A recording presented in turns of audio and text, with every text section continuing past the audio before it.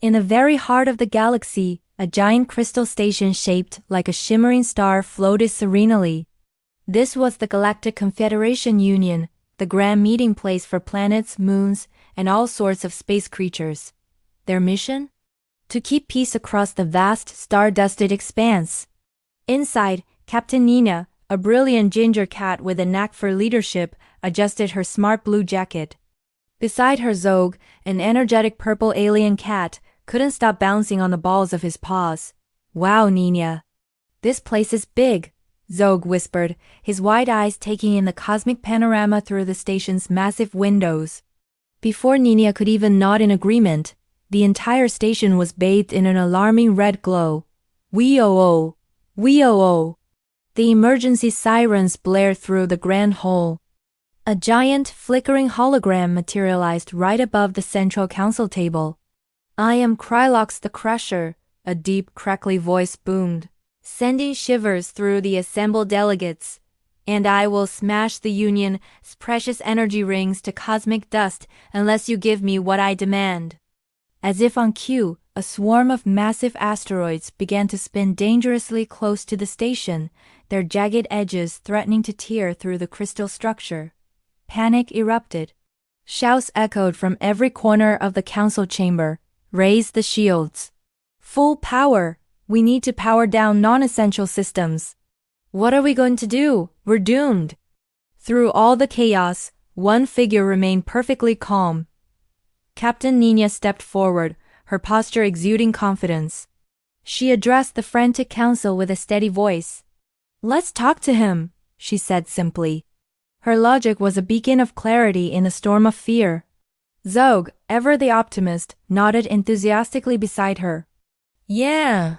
Sometimes villains are just really, really loud listeners who haven't been heard," he added with a wise little smile. Without another moment's hesitation, the two friends raced to their small, nimble spaceship, the Star Pouncer. They undocked from the station and expertly navigated through the swirling field of asteroids, hailing Krylox's vessel. A moment later, a face appeared on their main view screen. It was a craggy creature, made entirely of space stone, with glowing fissures of red energy pulsing across his body. He looked furious, but also, underneath all that anger, incredibly tired. "No one ever listens to me," Krylox growled, his voice like rocks grinding together. "My planet, my people, we were completely left out of the Union, ignored, forgotten." Nina looked at the weary face on the screen and crossed her paws gently on the control panel. Her voice was soft but firm. "Attacking everyone won't get you a seat at the table," she said kindly. "But talking just might." Zog, seeing his chance to help, quickly pressed a button on his console. Instantly, he shared the Union's open communication signal with Krylox's ship. Suddenly, the screen split into dozens of smaller windows. Faces of leaders from every corner of the galaxy appeared, beings of light, plant-based life forms, and creatures from gas giants. They all turned their attention to the rocky creature. They weren't shouting or panicking. They were just listening. As Krylox began to share his story, his planet's history, his people's feelings of isolation, something amazing happened. His rocky shoulders, which had been tensed up with rage, slowly began to drop. The angry red glow in his fissures softened to a warm orange. Outside their ship, the menacing asteroids slowed their chaotic spin, drifting harmlessly away from the station.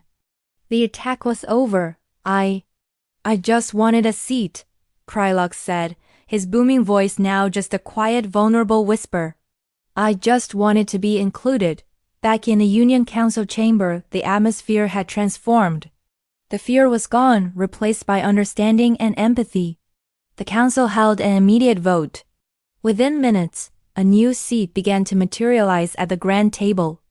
It was made of a strong, steady, glowing material, representing the planet it was built for. "For planet Krylox," the lead counselor announced, their voice ringing with newfound unity. The galaxy seemed to breathe a collective sigh of relief, its delicate balance restored. The stars outside the station's windows shimmered just a little brighter than before. Back on board the Star Pouncer, Zog gave Nina a huge toothy grin. See? No lasers needed today. He cheered, doing a little zero-gravity flip. Nina watched the newly formed seat glowing warmly on the station's monitor and allowed a small, proud smile to grace her face. That's because peace, she said, looking out at the endless, beautiful starfield, is the strongest power we have. The Galactic Confederation Union floated on, now stronger and more united than ever before. The two cat heroes had once again proven that listening and understanding could solve problems far bigger than any weapon ever could. The stars twinkled in silent applause for their cosmic bravery. Thanks so much for watching this adventure with Captain Nina and Zog. If you love stories about friendship, courage, and exploring the galaxy, make sure to hit that like button and subscribe for more amazing tales. We have a whole universe of stories to share with you. See you on our next mission.